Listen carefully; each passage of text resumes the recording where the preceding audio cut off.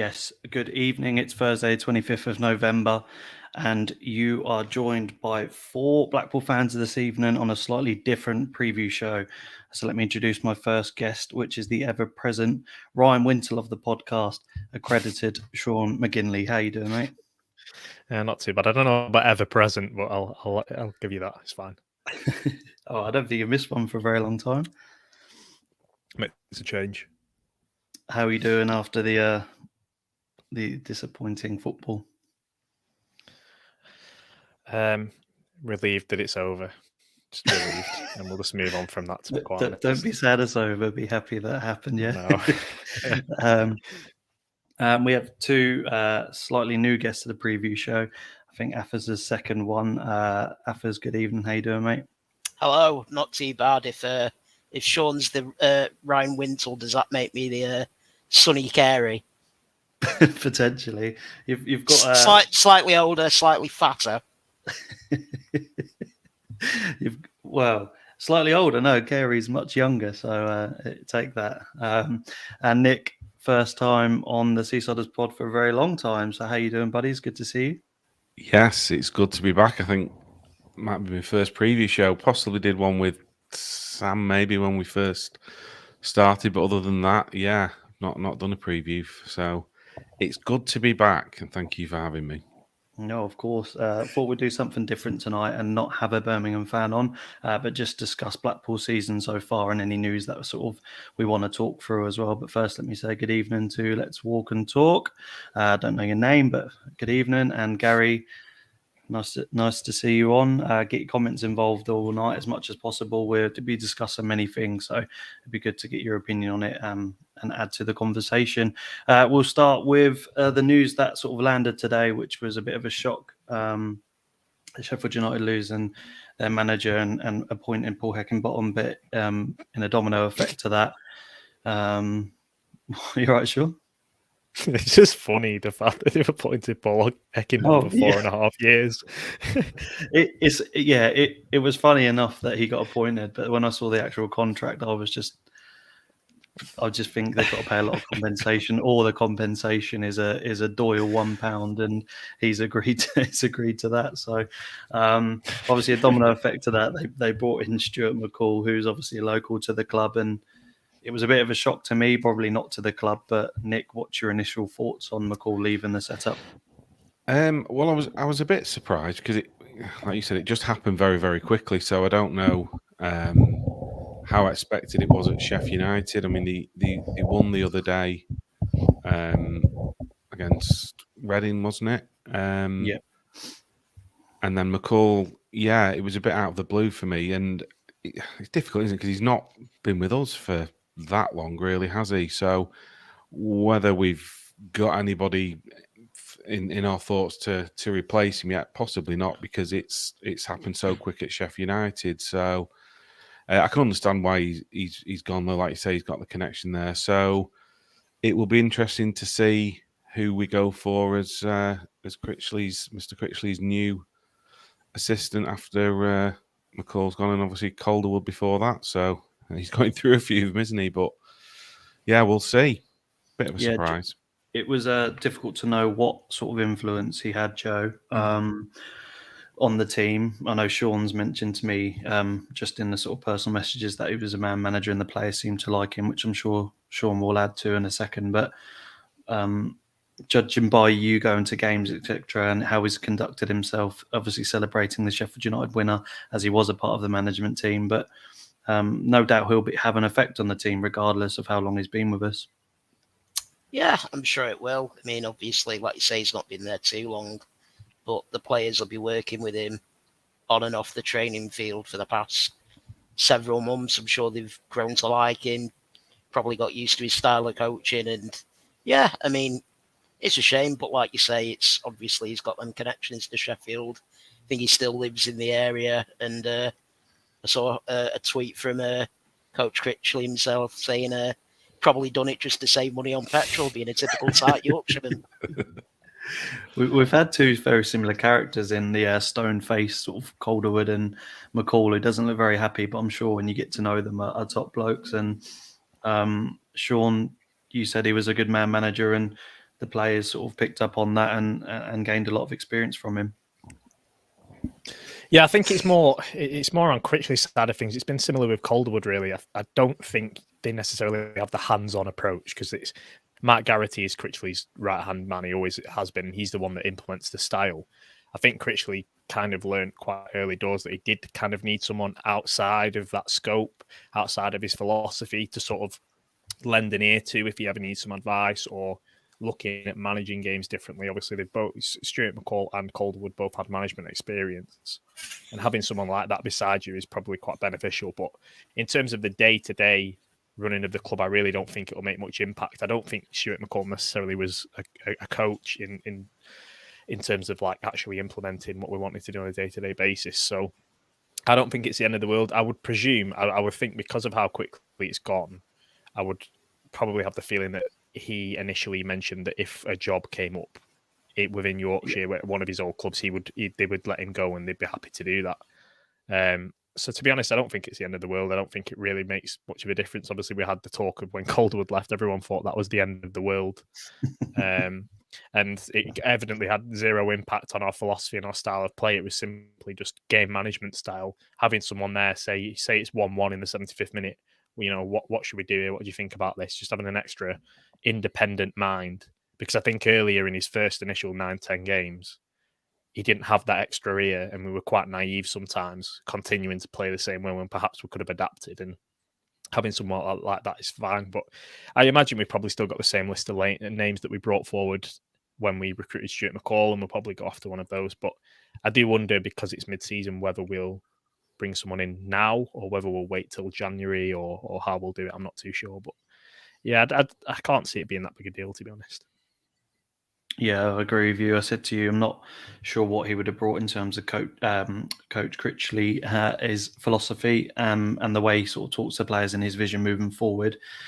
He's probably, in terms of the game, a lot more sort of adapted than McCall probably was as well. But I'd like to see someone with similar sort of beliefs sort of defensively, but at the same time who can bring fresh ideas as well to the table. Maybe someone a bit younger, who knows, but we'll have to watch that space. Moving on, I just want to say quickly good evening. Phil, actually nice to introduce you. Andy, David, Barry, good evening. Alison, hello. I think Barry just raised a point here. Is that ship sailed? Nick, let's get Tomo back as a coach. It'd be an interesting one, wouldn't it? And a popular one as well, I would think. You know, he's well liked, Tomo. Whether it would happen or not, I don't know. You know, he's the manager at Preston's under a bit of pressure, isn't he? Although they got a result at Borough the other night.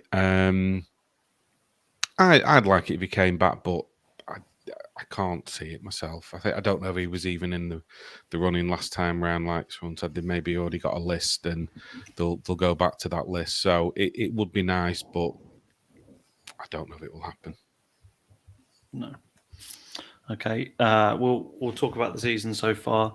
Joe, we'll start with you. We've played 19, won 7, drawn and lost 6. We've scored 20 goals. And conceded 21, so puts us on -1, obviously. But for me, the -1 is obviously kind of irrelevant to how our season's gone so far, because I don't think anyone after the first few games would have had us probably sitting 11th and a few points off the playoffs. Yeah, I mean, analysing the season so far, there's only really the Huddersfield game where we've got well and truly hammered. And even in that game, up to the first goal, which was an absolute worldie, we were well in it. We just kind of had an iffy 15 minutes. And I think that's pretty indicative to this division. You've got to be on it absolutely 100% of the time. If you switch off in this division, unlike last season when you're playing the likes, no disrespect, of Shrewsbury, Fleetwood, etc., you don't get punished as much. Whereas you make one tiny little mistake, give a player of somebody like Mitrovic or Pirro at Swansea a little bit of space, you get absolutely punished. I think we're doing brilliantly. I mean, if you're considering the first 3 games, we're very fortunate to get that late equaliser away at Bristol City. I know it was 2-0, but I thought that Cardiff really were good value for their win. I think we were a little bit naive early doors, and obviously we were playing square pegs in round holes a little bit, especially in defence. But since them 3 games, I think we've adapted very quickly. And in every single game, bar that Huddersfield game, I think we've been more than in every game that we've played this season. I think we've done remarkably well so far, and long may it continue. Yeah, Nick, I think that's a really good summary. I don't think, as I say, apart from Huddersfield, which I think we were relatively poor, and I know we were in it at 0-0, but for me, we were playing into their trap more than the other way around. But we will learn again as we did from games like that, and Joe's just summed it up. It's been a very, very good season so far. I echo what Joe said. It's been phenomenal, especially like you say, when you think those first few games didn't really have a proper right back, which wasn't helping. Certainly the likes of Keogh, who people said he had a shaky start, but once we got the defence sorted, I mean, how good's he been? He's been fantastic alongside Marv up until he got injured. And yeah, most games we've been in it, and even if we've not been playing well, and maybe not creating a lot of chances, we've kept it to 1-0 or kept it level, and then when we've got a chance, we managed to get a goal, like we've seen at Sheffield United, like we saw at Swansea. We might have not had the ball for a lot of the game, but we've kept ourselves in it. The other night against West Brom, defending was absolutely phenomenal. We've shown we can go and score goals. 2-0 down at Bournemouth, and we come back 2-0 down at Reading, and we go 3-2 up. It's been absolutely phenomenal, and great support at home, great support away from home, and there's such a feel-good factor about the club. And game after game after game, I just feel a bit more, confident and a bit more relaxed that there's not a lot to fear in this league. I think we're going to have more than enough to. I think I had us as 16th on the predictions at the start of it, but as every game goes by, I'm thinking, we can certainly be top half and maybe even top 10. You look at, we've beaten Fulham, drawn at Bournemouth, drawn with West Brom, QPR. These are all decent established teams, and we're matching them. So it's been beyond what I thought, and it's been absolutely fantastic. It really has. Sean, just one of the sort of thing that Nick said that I completely agree with is the teams that we play and you think, we should have picked up maybe a point or maybe we should have beaten them. They've gone on to get beaten quite significantly from other sides, such as Barnsley, for example. I know different circumstances around both clubs, but they lost 2-0 the other night. They hardly touched the ball. We played Barnsley. We were quite comfortable, 1-1-0. Same with Coventry. That sort of the game against Coventry annoys me the most this season, because although they were absolutely incredible for that first half, and we had defensively we were poor. We still had 2 or 3, maybe even 4 chances. The Lavery one where he bends it around the post. We had a 1-on-1. Yates sort of had the chance to cut it across goal, and we should have probably scored 2 or 3 goals. They've gone on. They're now 4th, 5th in the league, and we're not struggling against teams like this, despite our performances being quite poor. So, what's your overriding thought so far this season? Yeah, I think if anything, we've kind of almost balanced those out, where we created a lot of chances against Coventry. We didn't necessarily create a lot at Sheffield United, and we've picked up a win there. So it all balances out in the end, I think, so far this season in terms of how we've created chances. I think, as you say, the thing is that now we're setting such high expectations that if we have a bit of a shaky run of form now, we're all going to be like, well, this is terrible, because what we're doing, because we're so used to winning games, we're so used to being in such a good run of form throughout the past probably 18 months now, that it's going to be interesting to see how we kind of react to that, because it's inevitably going to happen. I mean, it's starting to happen now, really, in terms of it. If you call this a drop-off, if this is a drop-off, then we're perfectly fine. But you look at how overriding, at the end of the day, if we'd have stayed up at the start of the season by 1 point off Richard Keogh's arse, then we'd have all been praising the Lord, because that's all you want, that's all you can expect. I mean, Peterborough have just handed Darren Ferguson a long-term contract for literally scraping relegation zone, which shows the difference in ambition that the newly promoted sides have had compared to us. And I think that you look at our game now, I think that we're starting to trust ourselves to play with the ball, and I think that's important, because I think even most recently against sides like Stoke, we've had games where I feel like if we'd have had Geshe in the 10, or if we had another expansive midfield player in centre mid, we can play through teams. We're good enough to press from the front, force turnovers and play the ball through. We don't have to rely on sort of more physical games. And I saw that against West Brom, because I went on the preview podcast and kind of went, well, I'm not sure we particularly trust ourselves on the ball. So I think that we're probably more likely to match them up with 4-4-2, which is what we did, and tried to play the physical game. But actually our best football came when we started playing it on the floor, when Geshe went in the middle. And it's that trusting ourselves to play Critchley's game. You look at that Reading game, which I'm sure we'll come on to, that was perfect Neil Critchley football.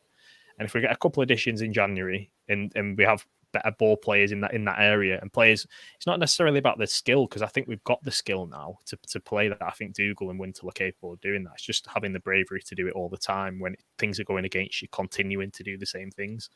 And I think ultimately in the long run, it's a more sustainable process to play that way than it is for us to play a physical direct game. You naturally create more chances if you're filtering the ball in and around the 18-yard box in that manner. So as long as we keep aiming towards that long-term goal of wanting to play that way, which is what Critchley's wanted to do from the very start, then I don't see why we can't be top 10 or even further, because as you say, we've matched every team. We can play any team in this division off the ball. If we set up the way we want to do, in the way that Critchley wants us to go out there, we'll pick up a point against anyone, at least in this division, because that's just how good we are off the ball. And I mean, we only have to look at Fulham now, how they're ripping teams apart, and we kept Mitrovic completely silent in that match, and we played from the front. They weren't able to play the game that they want to play. And if that's a Fulham side, then think how we're going to be able to do, even stepping up again in a caliber of team afterwards. Because why can't we? If we're that skilled in taking on Critchley's instructions, then there's no reason why we can't go right up to the top of the league. Yeah. Sorry to quickly interrupt. Sean raises a really interesting point about this so-called drop-off that apparently we're having currently. The last 4 games, we've played West Brom, who, I know that their fans were singing "Slap the Board" at the end of the game. They're going to be top 6 at the end of the season for me. Previous game to that, Swansea, who Critchley himself said are the best footballing team in the division. I think they proved that by having something ridiculous like 812 completed passes against Barnsley away from home yesterday. Something ridiculous like that. We went 1-0 down, again, showed our resilience, came back, got a draw. Great draw away at Swansea. The game before that, QPR, don't care what the record book says, we won that game for that stupid linesman. And Stoke, the previous game to that, the fella that scored their winner shouldn't have even been on the pitch. So the fact that we've only got 3 points from them 4 games doesn't tell the full story for me. They're 4 very difficult fixtures. And despite the points haul not being the greatest, I think we've shown a lot of fight and a lot of spirit in these last 4 games. And like I say, those games were difficult. We should have more points. And we're sitting here complaining that we're only 11th. We're only 4 points off the playoffs. It just shows how good we're doing. We're doing absolutely brilliantly. Yeah, I generally think it's ridiculous how quickly we've settled into this league. And we'll come on to talk about individuals in a minute as well, because I think it's individual performances this season which has just emulated the fact that what we're doing. And David said if you saw Posh the other night, you'd say we're doing really well. It's a really valid point. They've had some absolute stinkers this season, and I think it's 4-0 yesterday, wasn't it? And they just haven't settled very well. They haven't got a manager. Sorry, mate. They're a League One side. That's what it is. The problem was that we could tell when we played them last season that they're only ever going to be a League One side if you rely on Johnson Clark-Harris. Johnson Clark-Harris is a one-dimensional striker. There's not many facets to his game. I didn't think he'd make the step up, and he hasn't. And you can go through a list of teams in that League One division that would do exactly the same as Peterborough have done, because their owner can talk all he likes, but the ambition that they show is completely way off the mark. They have it completely wrong there. They don't build a team. They don't build a foundation there under Ferguson that is sustainable. It's just they take pot shots at conference players, and one of the 5 or 6 come good, and they may spin a profit then on that player, but then they won't invest that back into the next level up. They'll always go back to the same thing. Whereas if you look at how we've built our team and structured our team, we went to League Two And we were in League One, we went to League Two, and we picked out some good players from League Two. We've gone up to the Championship now, and we're doing similar with League One, and we're doing the same with levels just below us and building it up that way. Whereas you keep going back to the same tricks, it doesn't work, and that's where we're different to these teams. We have a higher ceiling than these teams long term because we just have more forward thinkers in our club than they do. Yeah, some really good points, and picking up players like Carey and stuff is just going to add to the longevity of Blackpool if we do end up selling some of our key players, because they're coming through like a meteor in the level of sort of heat and power that they're coming through, because Carey is someone that stepped up massively, which we'll come on to talk about. Tom's said the next 4 games are easier than the last 4. Expect us to pick up a few points before Christmas, or not. If you're Blackpool, we seem to do well against a really good side and struggle against the others. But let's hope for that, of course. If we can get a good run before Christmas going into January, then, like we say, the league's anybody's and we'll have nothing to fear. We'll talk about notable performances or notable results for everyone. We've mentioned Fulham. Nick, is there any sort of results this season so far that stand out for you, and why? Well, obviously the Fulham one, as mentioned, it was just, I think the way we pressed them, like Sean said, Mitrovic, he scores every game, doesn't he? Almost, apart from that one. And the way we pressed, the way we were off the ball, the way we were with the ball, it was just fantastic. And they tear teams apart week in, week out, don't they? And we were just brilliant. Other than that, I think away at Reading as well, after how poor we were at the start and the goals we conceded, to come back from that was absolutely fantastic. And again at Bournemouth as well, that was really when I started to think, we can play a bit in this league. They've got individual players who are supposedly worth more than our entire squad in what they've cost, and we showed great determination and spirit to come back. Thought we were good against Blackburn in spells. That was a really good game. Preston, obviously, fantastic to beat them, although it wasn't a classic. So that's probably I think Fulham was a standout one for me, just because of the way we played for the 90 minutes. It was absolutely fantastic and just showed what we're capable of. Affers, your performance or display of the season so far? We'll see as Nick's mentioned bloody most of them. I'm gonna go in Middlesbrough away, because it was such a chalk and cheese performance. I thought first half were pretty dire, but then second half we kind of came out like a house on fire. You could see the belief, not only from the players on the pitch, but the fans in the stands as well. And I think that was kind of when everything just started, certainly from an away point of view, everything just started to click. And I think from that game onwards, there's not been a game where Blackpool have played away from home where you don't think, we could pick something up today. And to go into the start of the season when you see all these teams like Middlesbrough, QPR, Reading, that are well established, and you go in there with no fear thinking, we could get at least a point today, I think just shows how far we've come in such a short space of time. Yeah, it almost doesn't feel like we've just come into the Championship, does it? It feels like we've been established here for a few seasons. And Sean, obviously, we've mentioned quite a lot of the performances, but is there any displays that stand out for you that haven't been mentioned?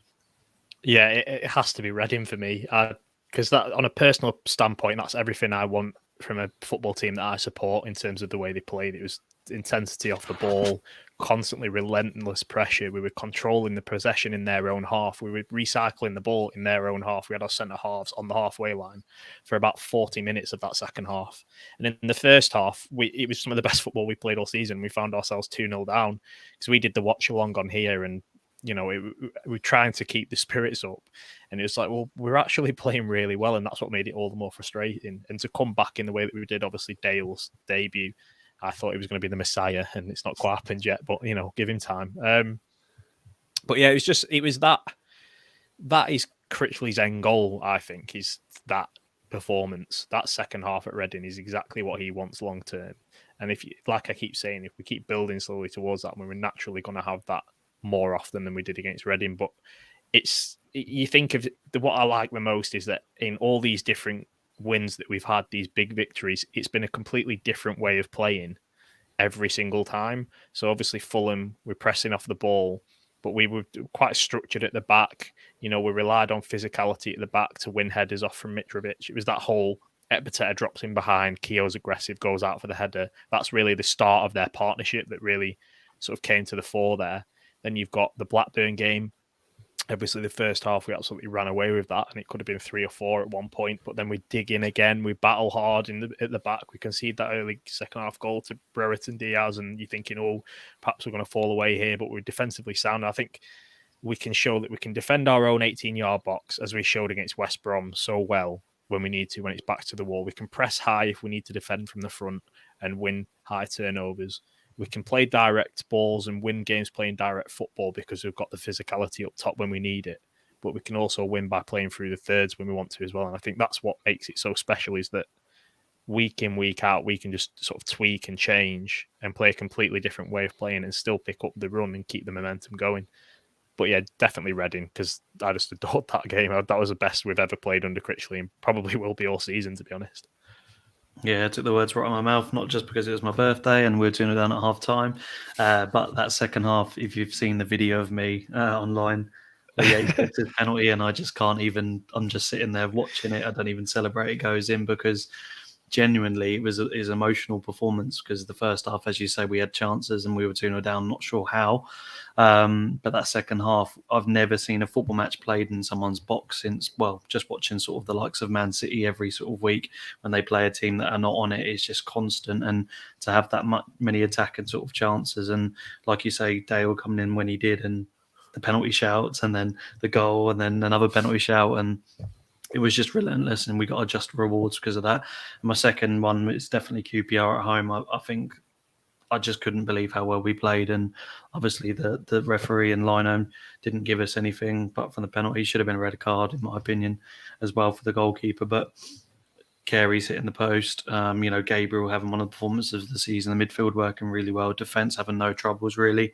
I think that was one of the best performances this season as well. And like Nick and Joe has already said, these are established championship sides, and there's no reason why we can't see ourselves in that top of the half just based on the evidence we've seen so far. But not sort of counting, getting ahead of ourselves. It's not just because we're Blackpool fans and we're playing the way we are, but if you just need to take the looks of the teams in and around us, your Birmingham Cities, your Readings, etc., with the points deduction, there's no reason why this season we can't flex a little bit. Come January, which we'll come on to in a minute, spend a little money, because teams aren't going to spend money this season. They haven't got it since the pandemic, and we're in a fortunate position where we probably can afford that little bit more, Nick, and we'll probably end up adding where we want to and the sort of players that Critchley wants, and strengthen our sort of resolve in this league. Yeah, I think I was thinking about the January transfer window today, and I don't think I've ever felt as relaxed going into a transfer window. If you look at the strength in depth we've got in the squad, there's cover in probably nearly all positions, and we just, we certainly don't need to be signing 4, 5 or 6 players. It's just about, tweaking a little bit maybe. You're looking at goalkeeper position, that's covered. Grimshaw's come in and been fantastic, to the point where you wonder, when Maxwell is fully fit, is he just going to come straight back in? It's an interesting one. It's a tough decision to make, and I've no problem with Grimshaw carrying on. I think he's gone from strength to strength. Full-back positions are well covered. Centre half, Gretson can't get in, can he, at the moment, even with Keogh being out.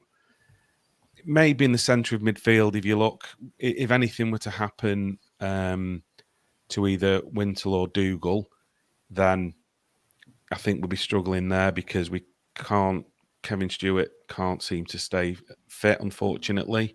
And obviously Grant Ward's probably out for the season. So that's maybe an area. But then other than that, it's always nice to sign a striker, isn't it? And I would expect probably John Jules will go back to Arsenal. It's not really happened for him. He's not making the squad. So I can't see him kicking a ball for us again. Maybe, I don't know.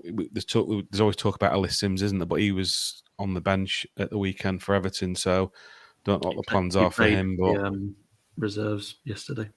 Yeah, so that would be a great one for me if we sent John Jules back and got Sims in, and I'd be I'd be delighted with that. But yeah, we don't need to do a lot in the transfer window, which shows what a great squad we've got. Yeah, we'll just to talk about the squad we've got, we'll move on to the next segment, which is just individual sort of player performance this year, which I mentioned earlier. Joe, I'll start with you. We've had obviously a few stand-up performances, notably, in my opinion, Lavery, who's played just 681 minutes and got the same goals as Jerry Yates, which is half the minutes he's played. Obviously, where he signed from. And the way he's taken to this league has been incredible and been a revelation, really. Sean's added a beautiful XG stat for me, 0.65 XG per 90, fourth in the championship, which is no mean feat with the quality that's in this league. He, for me, along with another person, which if someone mentions, I'll let them have their say on that person, has been the signing of the season in the championship potentially, but for signing for one of the best signings for Blackpool in a very long time. What's your thoughts on Lavery, and is there anyone else that you've been really impressed with this season? My thoughts on Lavery is it's such a shame that he got injured for the Blackburn game, because I think if he stays in the squad, the form he was on, he probably would have gone on and bagged a few more goals. Saying that, Jerry, to be fair to Jerry Yates, he's came in and done a good job, but as far as Lavery goes, I think he's been excellent. Like you say, it's a huge gamble when you're signing anybody from the Northern Irish Premier League. Granted, his stats in that division were absolutely fantastic, but it's still an absolutely massive step up in class going from there to the Championship. I think maybe it's worked out because he's having to take that step up with the majority of our players that are taking that step up from League One. So they're all kind of on that same journey together. Yeah, I can't speak his praises high enough. He reminded me when I first saw him in pre-season of like a mini Jerry Yates, like constantly pressing, constantly looking for the ball. His movement off the ball is probably better than Jerry's, if I'm being honest. And what, is he only 22, 23, something like that? He's got years ahead of him, and if he carries on developing at the rate that he's at, I think we're going to be lucky to have him in the next 2 or 3 seasons because, he looks some player. He's just someone who's fearless, and like you say, he's a really intelligent footballer that can run the lines. But you turn your shoulder and he's gone. Like that goal against, I think it was Barnsley, wasn't it? Geshe backheels it. Defender doesn't know he's even gone, and he's through on goal with a very, very decent finish. So he's definitely someone that just special talent about him. He's raw and is a goal scorer, isn't he? So he's done. Granted, Jerry Yates had some time on the bench, etc., but he's done what Jerry Yates had done this season in half the minutes, Sean, and he's someone that is an absolute asset to this team now he's back. Yeah, and I think he's essentially, like I kind of said on the last podcast, that he's like a halfway house between the two options that we have really in Medina and Yates. And I think that it's something that we've missed in terms of just having that person that you can bring off the bench and know they're going to cause problems instantly. You think of, recent games, he's shown it straight away when he's come in, and I think that Yates lacks a bit of physicality for me. I think that's obviously going to be his issue, and perhaps he will bulk up a bit. But as well, I think that it's a case of if we play more through the midfield, and if we do bring another midfielder in January, then Yates will come onto a game, and I think it doesn't necessarily need a bit of physicality up top. But for now, to have someone in that vein who basically sets the tone for the rest of the team, keeps the intensity high, it's invaluable at this division. Nick, anything to add on Lavery this season? Echo what the guys have said. I think the way he's settled in, considering the level he was playing at, and like Joe said, he's done very well at that level. It's just phenomenal because players sometimes take a bit of time coming from a lower level to a level like the Championship or even into league football. I remember when Brett signed, I think it probably took him a season before he really got firing.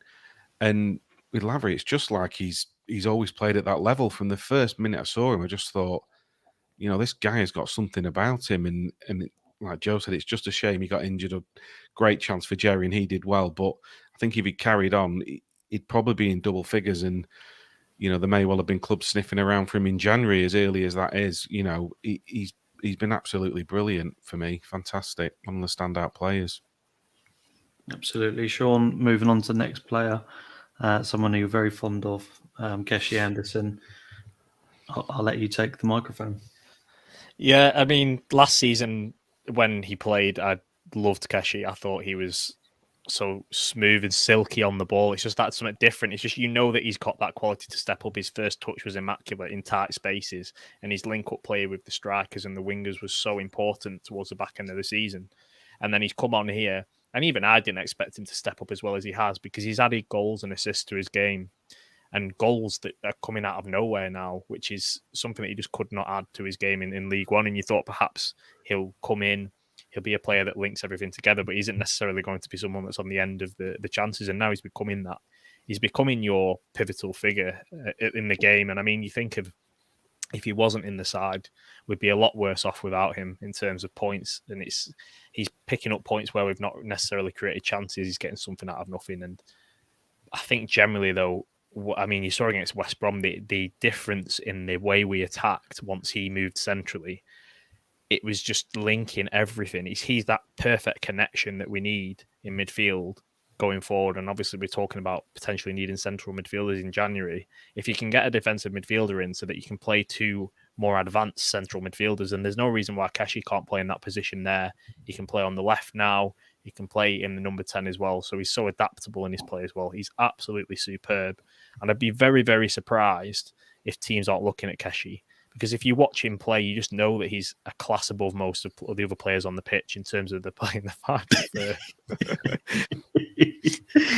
5. For those listening to the audio pod, Mitch has put Kenshi has been my standout player. He's been ridiculous, and that's relating to a video from an American online, wasn't it? They called him Geshe Anderson.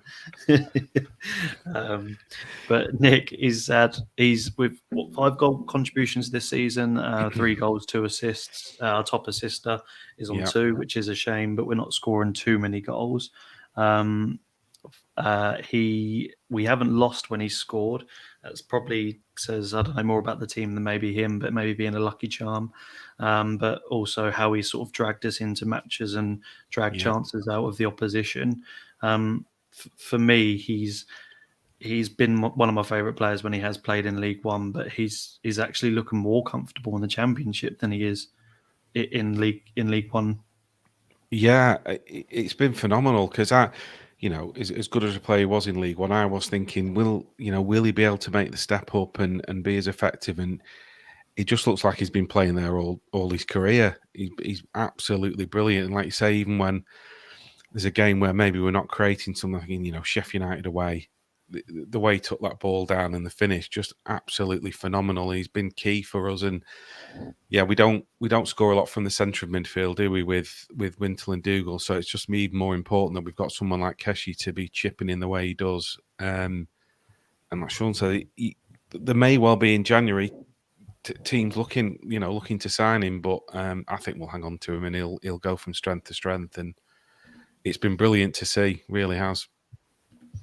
Joe, another stat from Sean, 1.6 key passes per 90 he plays. Again, as I said, he drags sort of us through games along with, dare I say it, Ebola when he's on the ball sometimes. He just has that bit of magic about him, but he also sees things and he makes things happen off the ball that changes the game. I think Middlesbrough pointed out when he was coming in off that left, really sort of start to affect them in the second half, and he kept the tempo going, didn't he?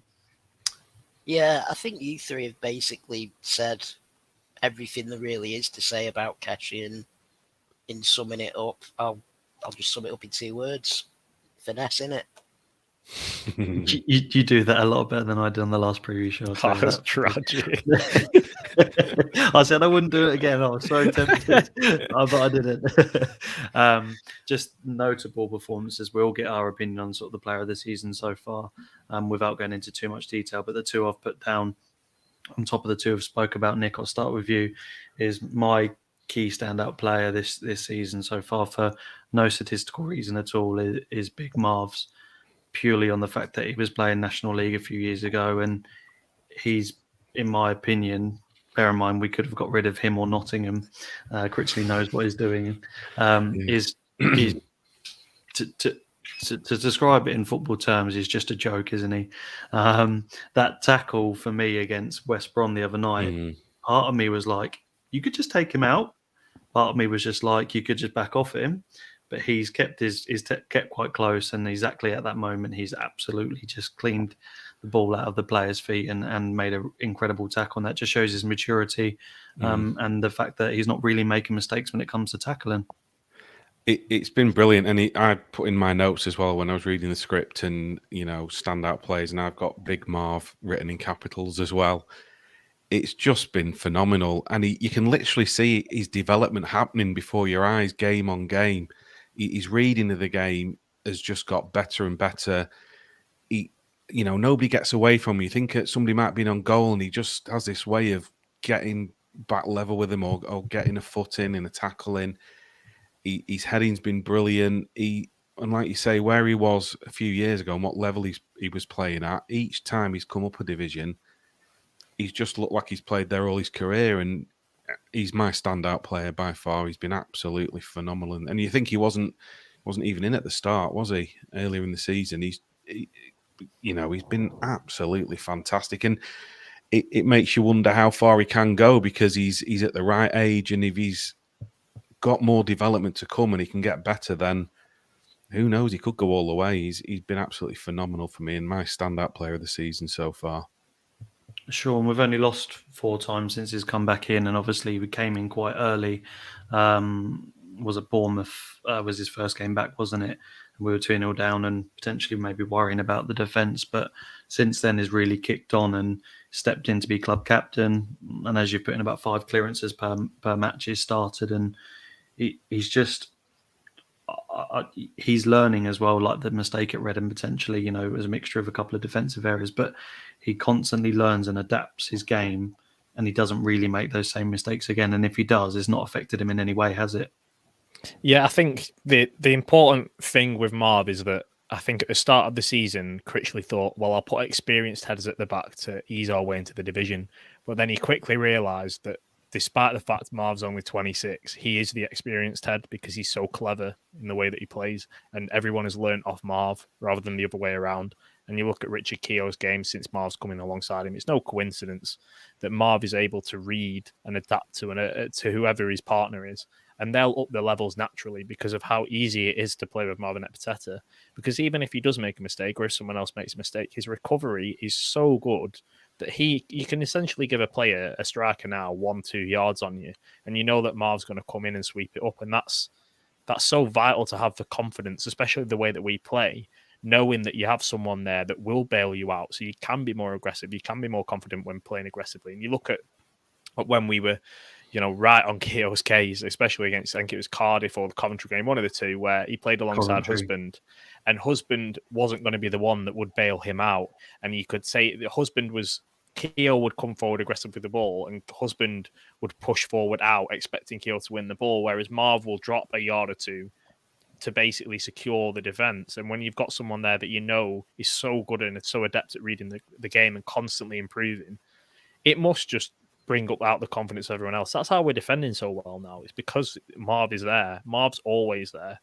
And I'll be absolutely devastated. I'll be absolutely devastated when he goes, because at the end of the day, if we're not Premier League in the next season or two, then that's naturally where he's going to end, because he's that good. He's that good. He should. I'm telling you, I know it's going to be heartbreaking. But like I spoke to a couple of his old managers, and they've said the exact same thing: is that they had some right cart horses in their sides at centre half who they knew they could put next to Marvin Epiteta, and they'd give him a 7 out of 10 because Marvin was there. And I think that sums him up as a player, and it sums him up for us this season as well. Yeah, it's a real good. Some thoughts on him there, Sean and Joe. I just want to add members, but one area I'd like to see Marv work on is bringing the ball out. He's been incredible this year. In your opinion, does he need to do that, or does Keogh do that? Because Keogh does sort of bring the troops out, both sort of with his talking and physically with the ball as well. So, do you think Marv needs to work on that side, or do you think Keogh brings that to the game as well? I think Marv allows Keogh to do that. He gives Keogh the license to do that, and because I feel like that's what I mean. Does Keogh he need to work on it as well, though, or do you think? Because I think he's when he does it, he's good at it. He just doesn't necessarily do it that often because the whole point of Marv is to be there as the hub of the defense that allows people to have more confidence to take risks themselves. And I mean, you've got Husband, but alongside him at the moment, Husband's a better ball player than Marvin Epiteta, just naturally by being a fullback. So he's able to take more risks. And you look at Husband, I'm still not convinced about Husband at centre half and a back four, but that West Brom game was the first time where I was like, because Marvin's there, I mean, you could put anyone next to Marvin and they'll look like they're adept at that in that position in any situation because, like I say, he's the hub around us so that we're able to play expansively because we know that we've got that person at the back that will make up for it if we do make a mistake. Yeah, if he does that, if he does bring the ball out, Keogh's not covering for him, is he? So, no. I was just going to say with the perfect thing that summed him up is like against Swansea, Dan Grimshaw played out a poor ball and they went straight in behind us. And he just, in the first half, that tackle where they were shouting for a penalty, where he just completely sweeps it up. And the striker had such a high advantage on Marvin Epiteta. He's got no right to get back there. And he just brushes him off the ball. And like I say, that then allowed Grimshaw to have the confidence to continue playing out that way. Because if Marvin Epiteta hadn't been there, they'd have scored a goal based off his mistake and he'd have gone in his shell. So it's things like this that brings the confidence out to play that we want to play. Marv, if you're listening, sign a 10-year contract, please, buddy. Just finally wrapping up, I love him for Marv. Joe, Matt has put, is a player who shows what a skilled defending is. His timing of sliding tackles is thrilling as watching Bowler run with it, but not track back. That is Matt. But for me, that's exactly why I love him. He's an incredible tackler. He knows exactly when to tackle. And when the West Brom, that tackle I was just alluding to, is just one that is fresh in my memory. Even I was like, just take him out because they're on the countdown. But he doesn't. He obviously waits. He even waits for him to be in the box. And then he just hits him with exactly the right sort of timing of tackle that, we needed at that time. Is there anything else you want to add about Marv? Just that tackle against West Brom, excuse me, on Tuesday, one of the rare occasions I managed to get down to Blackpool for a midweek game this season. That tackle was so good, it got me out my seat. We're going to talk about the final player before talking about the Birmingham match. We've got about 10 to 20 minutes left. We might run just over an hour this evening. Keep your comments coming in. I'll try to leave them on the screen longer. Sorry, David. I've put down Ryan Wintle. There's no... From what I understand, unless Sean's going to edit the document, he hasn't. He hasn't statistically, been the most incredible player this season, Nick. But he came in, I think it was against Fulham. Correct me if I'm wrong. Yeah. And just remember them being through on goal, and he recovers and tackles really well. But not only that, he felt like quite a Rolls-Royce midfielder, exactly what we needed if Dougal or Stewart got injured. But since then, he's had 14 appearances, 14 starts, and he's played all but 1 or 2 minutes. He's, in my opinion, not had a bad game. His passing under pressure is fantastic. His work rates are phenomenal. He doesn't seem to tire, and has been absolutely pivotal in our sort of resurgence through the league. And for me, the most important signing for me was Ryan Wintle this season. He's been fantastic, and it just makes you wonder what's going on at Cardiff for them to, not think they need him in their team. When you think, I know they beat us, but they went on a really poor run after that, didn't they? And their loss has certainly been our gain. He seems to get like 8 out of 10 every week, doesn't he, on the pod? And he's been key. He's slotted in so well with Kenny Dougal in the middle, and long may it continue. Have we got him for the season? No. Or just till January? We've got them till the season, but they've got a recall in January. Oh, sorry, yeah. Apologies, yeah. It's just, they've got the recall, yeah. Because I know their manager, I think it was last week, was sort of saying they'd rather he was out playing games, so, than I suppose sitting on the bench for them. So it doesn't sound like... Sorry, go on, Tom. No, I just said I think if we can, and it's looking that way, I think we will try in January at least to sign him. I think we've got no reason to after the comments and how well he's played. And I think he loves the club as well. He's tweeted several times. So And why would he play for Steve Morrison? Let's be honest here. Like it's just a different or ballgame. go and sit on the bench there. He's playing week in, week out. Probably one of the first names on the team sheet. Pivotal to what we've done. And yeah, I'd be, if we can. Don't know what he'd cost, but you know what? Is he? I think he was maybe on a 3-year contract there. I'm trying to remember because he hasn't been there that long. But I'd be trying to sign him if we can because he's shown week in, week out. He's a consistent championship player and just what we needed. And especially with, say, we're not going to see Grant Ward back anytime soon. Kevin Stewart can't stay fit. So if he can stay fit, then he'll probably play every game for us for the rest of the season. So I'd definitely be trying to sign him in January. I was going to say something exactly the same. I mean, the unfortunate situation with Kevin Stewart and his injuries also added to the fact that Kenny Dougal's flying halfway around the world to get splinters in his arse. And when he comes back, he's probably jet lagged to hell and can't play 90 minutes. So you've got him, Dougal, and at push Connolly that can play in that central role. Like you say, he's going to play 99.9% of the games this season if he stays. And judging from what Morrison said in the Cardiff paper, it looks like he probably will be staying. Fingers crossed anyway. yeah, the thing is about Cardiff, you say what's he doing wrong, but I think the rod for the own back teams like Cardiff make is they sign the players that McCarthy or whoever wanted to play like long ball bullying teams, but the moment they need to put the ball down on the floor and play, they can't do it.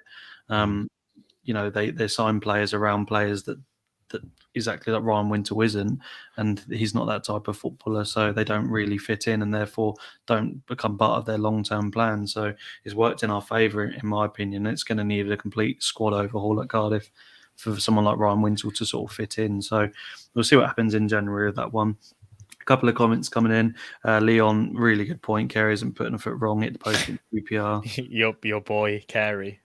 Every 5 seconds, if there's a small chance for Tom to praise the shit out of Carey, he'll do it. He's just so good. I don't know where that's come from. I don't Carey that much, do I? Maybe. But no, I just think where we signed Carey from, and the Reading game, for example, wins the penalty and dictates play and puts Geshe in for that chance. I just can't believe it. And it's against QPR as well. He's just stepped up to the Championship like he's still playing for Kings Lynn, and it's actually scary that I think out of all the players in the squad, he's going to have potentially the biggest future if he continues on the same trajectory he's on.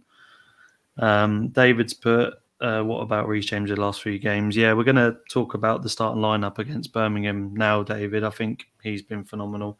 And if Keogh is back, there's a question who starts at centre-back and who starts at left-back, isn't it? So we'll move on to that now. We're moving on to the hour mark. So I'll get all your opinions very quickly on the best formation you think we should play, starting with you, Sean.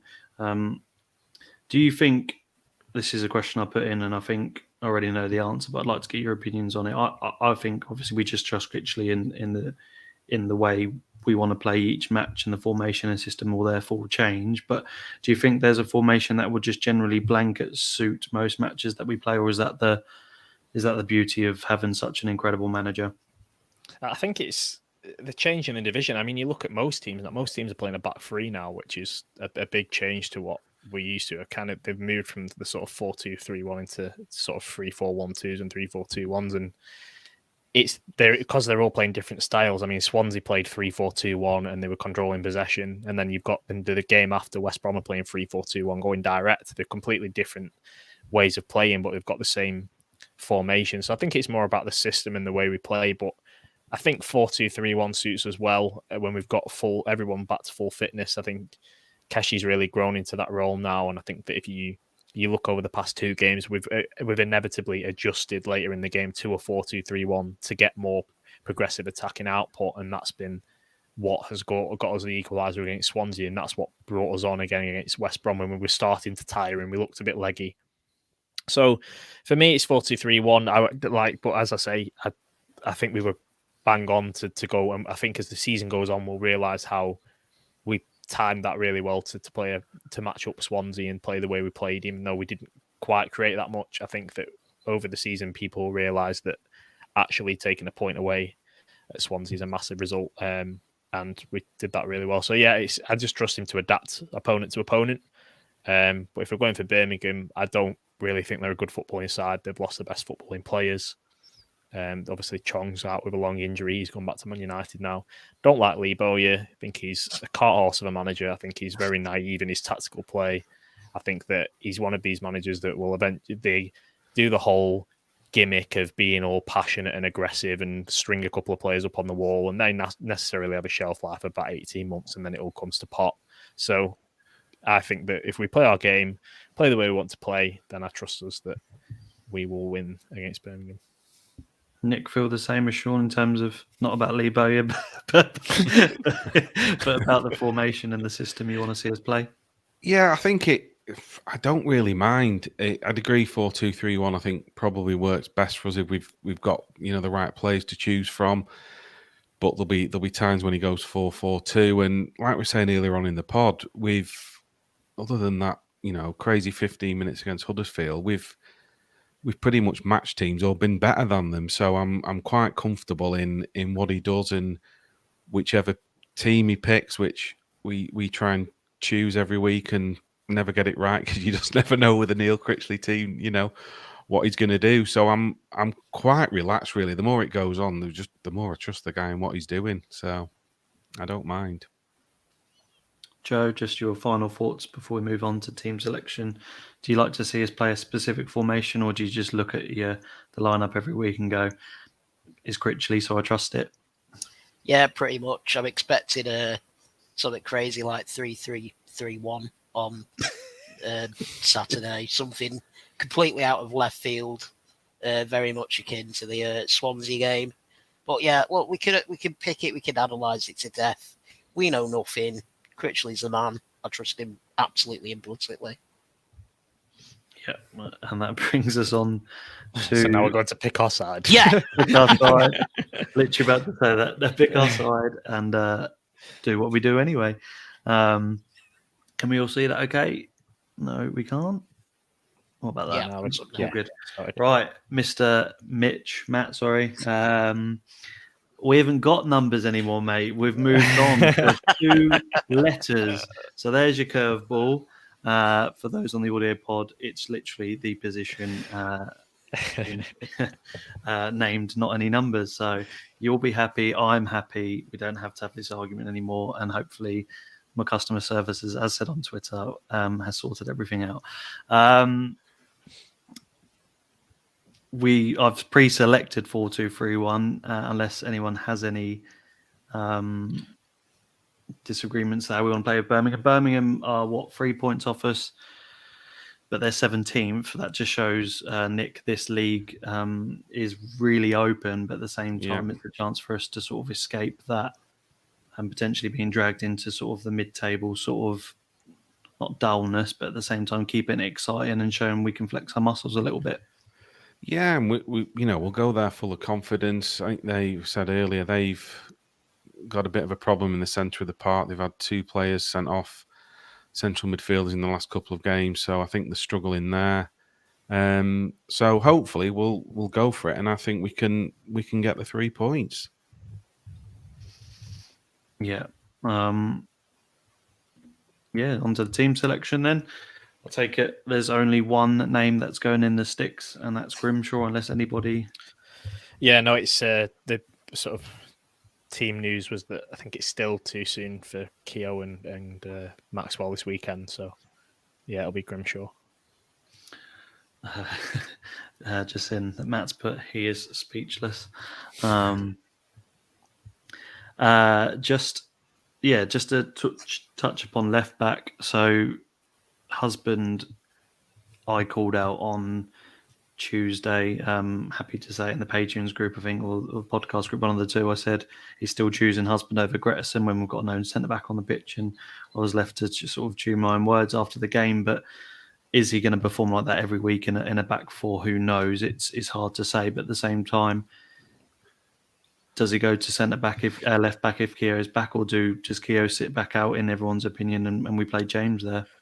Oh no, if Keogh was fit, we'd definitely put Husband in at left back and drop James off. Like I get the whole James is having a good time and he's having probably the best spell that he's had obviously since he's joined us, but it's Rich Keogh and he was vital. Him and Pateta were vital together at centre half, and Husband's the best left back at the club at the moment by far. So you need to pick your best players. You need to be. And I think Critchley's a bit ruthless in that regard, to be honest. And the squad understand why he does these things because they're all going to have an opportunity. So obviously Keogh, though, I don't think is fit for this. And as much as I'm kind of been of a similar mind to you, I think Husband was so good at centre half in the back four. I think it'd be hard to change it, and that would mean dropping out James, and that would be unfair because I thought he was very good as well. So I'd probably put James at left back for this one. Agreed. Yeah, I think if Keogh's not fit, then it's James stays in. I really like him. I think he's done really well since he's come in. Controversial to say, I'd probably prefer James over Garbett. No, Well, I think he probably gives us more. You know, we always talked about Garbett going forward and his delivery, but James has been as good. I think his delivery has been fantastic and he's defended well. So He's balanced, isn't he? phenomenal. yeah, I think he was very, very close to man of the match for me on Tuesday night. I thought he had an excellent game. yeah, he did. Yeah, I mean, he caused the assist against Swansea as well. We actually scored from a set piece. Yeah. We haven't done, and I said to when my friend came to Reading with me, I said if we have a corner, don't get excited. We never cross them, and since he's been in, we've crossed them and caused danger from corners as well, and the free kicks. I was going to say, and he obviously kept Ethan Laird quiet, and he's probably one of the best fullbacks in the division, which says a lot. I think, like you were saying before, I think before the season, I was of the mind that Husband isn't too good going forward, but he's great defensively. He's improved going forward this season. James, you were probably thinking he's kind of the halfway house between the two, and he does that well. And Garbett, you were thinking he's good going forward, but is he necessarily good defensively? And Garbett hasn't improved. So he's probably stagnated, and him stagnating means that someone else is going to eventually take his spot because that's what this squad is like at this point. I filled in the two centre-back positions because I assume after the West Brom game, as we said, we're not going to change those three. Do we have any arguments for right back, or does Gabriel keep his position? I wouldn't be surprised if he dropped him for Sterling purely the 3 games in a week gimmick. He likes to keep everybody fresh and on their toes. Unless they're 36-year-old Richard Keogh who has to play about Well, obviously, because he's just so good. I love how he gets the pass and he's probably the one that needs it the most. Don't get me wrong, I do think that he'll play Gabriel, but at the same time, yeah, I'm the same with you. You always get a curveball from him in his selections, and I think that would be the one. Joe, this is what we did against whoever it was, Sheffield United, and we said we probably play Sterling because. And then the team goes out for people that haven't listened. We get absolutely pelted. I was really impressed with myself for the West Brom game. I got 10 out of the 11 right. I thought Yates would start ahead of Lavery with him just coming back from injury, but can't get them all right, can you? So yeah, I agree. I think that Gabriel will start, but it wouldn't surprise me if Sterling got the nod. So yeah, Gabriel, definitely Gabriel. Yeah, 100% Gabriel, the greatest. I actually don't know. For the benefit of myself as this host, is this in terms of what your play? I'm sorry. Is this the team that we're picking that we think? Yeah, we're picking it. No, we'll pick it as ours. What we in that case, because it's pointless trying to predict Critchley's. I was going to say it'll probably go from playing 4 fullbacks against Swansea to none at all in this game. 3 centre backs. Like Dale at left wing back. Again, to speed up the pod, and we haven't got a choice. Which 2 are going in here, we've got a choice, have we? Yeah. So it's Connolly and recalling Antwi. Got it. Ollie Sarkic up front. Oh dear. Lost my trail of thought here. Right, Sean. Oh, here we go. This will be fun. You wanted the opportunity, and I'm right not going to not support you in what you're about to say, but who plays right attacker midfielder? Dimitri Mitchell for me, if he's fit. I think that... listen, but this isn't a game that's necessarily going to challenge our off the ball work. I don't think Birmingham are particularly adept at it. But I made the argument before, and I'll kind of say it again. Bowler is so exciting to watch. He's so fun to watch. But for me, when you've got a luxury player, who's only scored 1 goal or 1 assist and does little to nothing when it's off the ball, and we need to work as a unit, I don't see how that's a sustainable thing to have, because you looked at how Gabriel was getting rinsed in that first half against West Brom, against Townsend, and it was 90% down to the fact that Bowler wasn't tracking back and doing his running, which isn't his game. That's not what he's here for. He's here to be the luxury player that provides the key moments, but he's not providing the key moments enough for me to be able to keep a starting place week upon week. I think that he's got a better impact off the bench at the moment. And I think that you saw at Swansea the difference he made when he came on off the bench.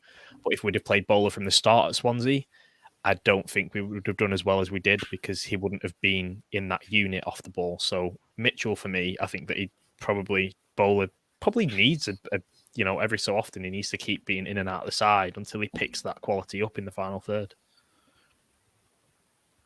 Nick? I'd agree. I think I would go Mitchell. I think he's a good impact player to come off the bench, isn't he? For Saturday, Bowler, because it just wasn't happening for him the other night. He was getting frustrated, and I think as well he's tracking back. Gabriel, I think at times was saying to him, help me out here. So I think, Mitchell wasn't even on the bench the other night, was he? From memory, no. But I'm assuming that's just resting him rather than there being any sort of knock or anything. So I would go with Mitchell too. Joe, any argument against that? I'm going to be a contrarian and say Owen Dale. See, I would put him on the left and put Geshe in the 10 for this game.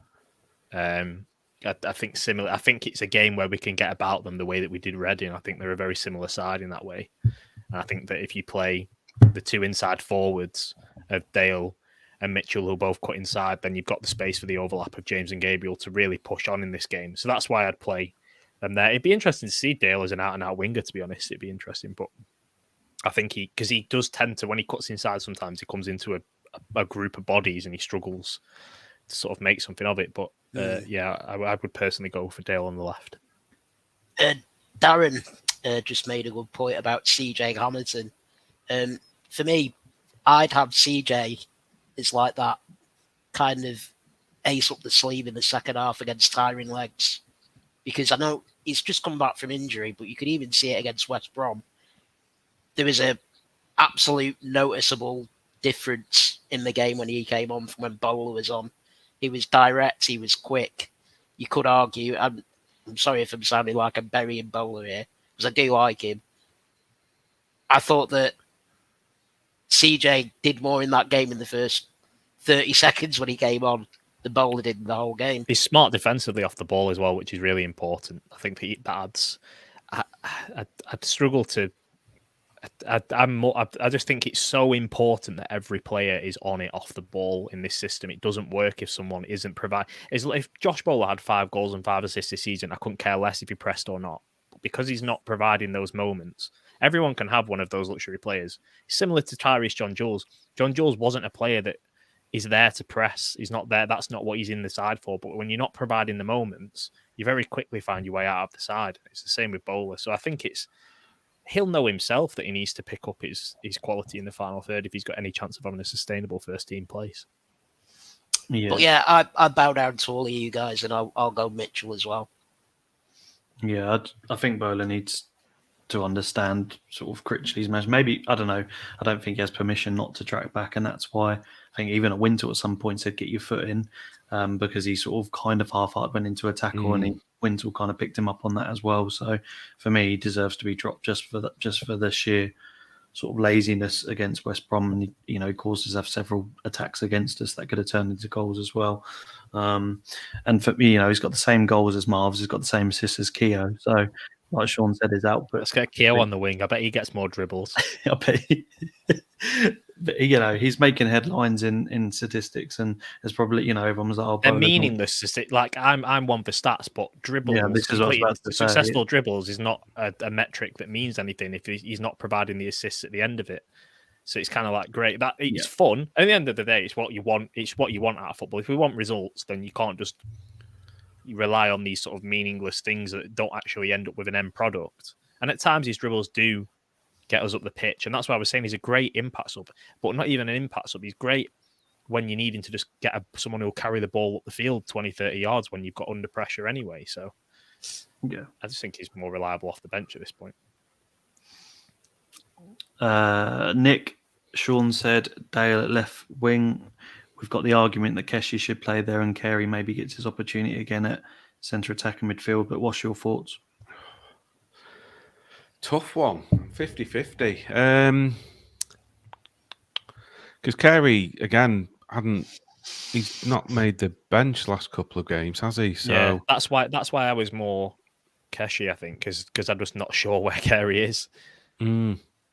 Yeah, I don't know what's gone on there. I've not heard anything about him picking up a knock or anything, so I don't know. I think I'd maybe go Dale as well. I'd like to see a bit more of him. I thought, his cameo against Reading, he looked really, really good. So I didn't think he get into the game against QPR. I didn't think he had his best game, to be honest with you. A few people said he played all right, but not for me. Still early days, isn't it? Yeah, not because he's a bad player. Just didn't maybe think. I just didn't think he was quite at it. Yeah, I'll go Dale. Joe? Yeah, Dale as well for me, purely on the fact that I'm not 100% sure what the situation with Carey is at the minute. I was going to mention with Geshe there is because Mitch just said about the fact we lacked sort of a dribbler that takes us up the pitch and it's giving us an edge with Bowler. I saw a stat the other day that was sort of dribbles leading to a chance or dribbles leading to touches into the final third, and Geshe has double the amount of Josh Bowler this season, which as much as Keshe's provided so many great moments, I was surprised at that. But if you look at the way Geshe plays, it's not that obvious because Josh Bowler is a direct, he'll drive at players and he'll just dribble in between them and weave his way through them. Whereas Geshe kind of glides past opponents. You don't realise that he's had a successful dribble, but he's dribbled past a player. So that when we're talking about final end product, it's that sort of stuff that is the difference maker. And like Geshe is the difference maker at the moment. If Bowler could provide that side of the game, then he'd be our best player by far. Well, the lucky goal against Preston, the goal against Sheffield United, and just that in those moments, such as Swansea, where you needed someone to have that moment, they say that finish, Bowler's just not, like you say, given that, and Grant they did against Fulham. But other than that, really, he's just not been that good. Geshe is a luxury player that also does the things that every other player in the squad does. So he's a bonus luxury player because he does all the off the ball stuff as well. Critch has made him into a very, very, very intelligent left winger in a 4-4-2, but he's also made him into a very hard worker, can dictate play as well, which I don't think you would have seen at Swindon, and that's why they were happy to see him go. But just shows you right manager makes the best out of a player. The all-important centre forward position this has it as striker. It's time to pick out of the three. Joe, I'll give you the honour, should I say, maybe duty of going first and picking who you'd like up front. I'm going to go with Lavery, purely because although I love Gary, everybody loves Gary, let's be honest. Yes. What's the point of playing him to hold the ball up if he's on his own up front? I know he can link up play with the other players around him, but I think Gary works better when there's somebody playing off him, another striker. So for that reason, I'd go with Lavery. Lavery needs minutes as well to get his fitness back up. So, yeah, Lavery. Nick? What David Coleman said, got to be Lavery for me. I think he'll be, like Joe just said, get some minutes on the pitch. He'll be chomping at the bit, and I think he'll be. Sorry, you are out the gang. You're out the gang, Alice. Yeah, it's Lavery for me, definitely. Sean, does it have to be Lavery, or does Jerry deserve an actual start because there's been for some reason left out. I genuinely think that we needed him against West Brom. I think, in my opinion, if he was, did make my point clear, I don't think Hamilton was that good against West Brom, if I'm honest, although he was being direct. I just think he was a bit rusty. Nothing on Hamilton himself, but I don't think the Dale sub should have followed. I think it should have been Yates, just because I think if we were going to create chances, he would have been a vital part of that tempo. But what's your thoughts? Yeah, I'm actually going to take this chance because Mitch is here and he's not on the pod to give you some Medine stats.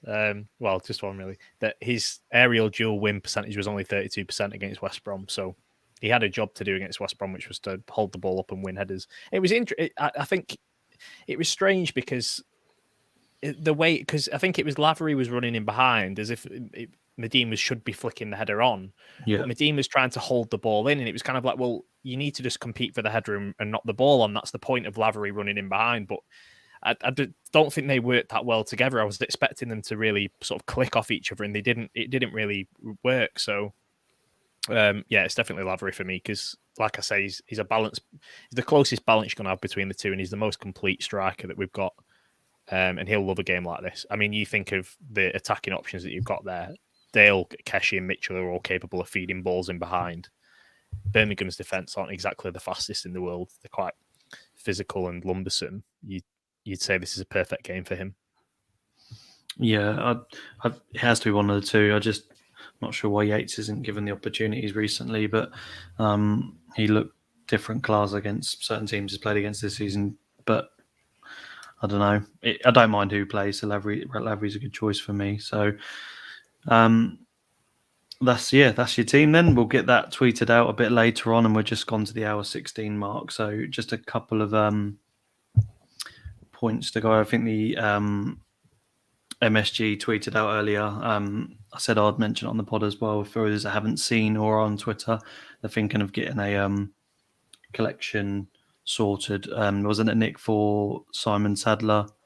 I want to make him a flag for the stadium. Is it for the actual stands or for at the back? I don't know if you've seen. Nick, sorry.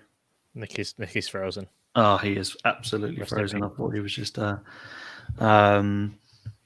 special pod as well. Yeah, no, absolutely. I've just seen that. So a couple of I things. think it's a big 15 by 15. One of those. Yeah, it's a big one. Ones that you put amongst the fans and drag about before kick-off. Yeah, similar to the one we had against Preston, isn't it? Yes. So yeah, just if you're on Twitter, get involved with that because there'll be some big news on how you can donate to that. And I was coming on to that next. Thank you so much, Tim. So the other members of the Seasiders pod have been on another podcast tonight offline, which is going to be released a bit later on this week. Sean, did you want to say what it was about? Just because I was very busy today. I don't know if you caught. Yeah. So it was obviously the fan-led review has been announced and been put out. Tracy Crouch and the government has been sort of on that for a couple of years, and it looks as if there is tentative government backing for the proposals, which include having an independent regulator. And then obviously Tim and Christine Seddon know a hell of a lot more about this than most of us. So they've put out they'll be putting out a special pod. It's out tonight. John's going to release that afterwards. So that'll be quite an interesting listen. It's a really, really big deal, to be honest, with football generally. Obviously, we've had the Newcastle ownership news as well, and it's a really big deal. So listen out for that because they are, quite frankly, the best people to hear about that, regardless of where you get your news from. Yeah, absolutely. And it should be a really interesting pod as well. So be listening to that when I can. And that is it from me. Anything from you, Sean, to finish off? No, I would say I'll probably put out on Twitter or what have you. Subscribe to the Lancs Live Blackpool FC newsletter, which will be starting on Monday. As I start my new role as the Lancs Live Blackpool FC reporter. So hopefully it isn't as crap as my analysis on here, and you actually have some form of detail on it. But yeah, so look out for that one. So I should think there'll be more stuff coming out very soon. And your score prediction? 3-0 to Blackpool. Yep. And Bowie's going to give a half-hour press conference at the end. Nick, your score prediction, please. I am going to go 2-0 to the Pool. And the final honour goes to you, Mr. Avers. I'm going to be the pessimist, and I'm going to go 1-1. Okay. I'm going to say 2-1. I think this so-called, as Sean said, it was a so-called sort of dull sort of area we're in with 4 draws or three draws and 1 loss in the last 4. We get our season back on track with a win onto Bloomfield Road. I think Tuesday got Luton, haven't we, after that? Yeah, Luton at home. It's our first, or it's our last Tuesday night game for a while, I think. Then we've got a few Saturdays in a row, so it gives the time for the Luton's squad. a Saturday. I think there's a 4-week break. I was going to say, there's a 4-week don't be break. telling me it's a Tuesday night. Oh, I'm is going it? to go to that one. Yeah, It's a it's Saturday, 4-week yeah. break. Luton, yeah. I was getting scared then myself. I was like, oh, great. I've got a great start to the job. I'll miss That's the what I first said. I fucking did game. say I I'm think this covering. Tuesday. Yeah, well, it's been a rough week. I've not been very well, but yeah, okay. So good week break. So fingers crossed we can get a victory. That's the end of the show. Please continue to like, subscribe, and share the pod and the special pod that's coming out as well. Continue to subscribe and help us grow and help the channels grow. Afas, did you want to show people something, or is that for after? I can show you guys. I've got this lovely flag that I've made up. Coming soon. Look at that. Fantastic. That should Where's be the weird- debuting at Derby We're just away. stuck with him. Should have been. Yes. We're just stuck with him. We're stuck with him. I yeah. said that. Great effort, that, dear. Athers. That's superb. That. Good job he Brilliant. signed that new He's contract, not wasn't it? He's not actually bought a flag. He's just going to hold his mobile phone up in the Yeah, yeah, that's it. Yeah. Full brightness. Front row seat. All right. And just to say, Richard will get your selection of tweets out. Apologies, it was a bit too late to mention on the pod just because I couldn't read it fully, but we'll get that out as well, Richard. So thanks for making a comment about your latest article as well. But from us and everyone else at the Seasiders podcast, up the pool. Up the pool. Up the Pool.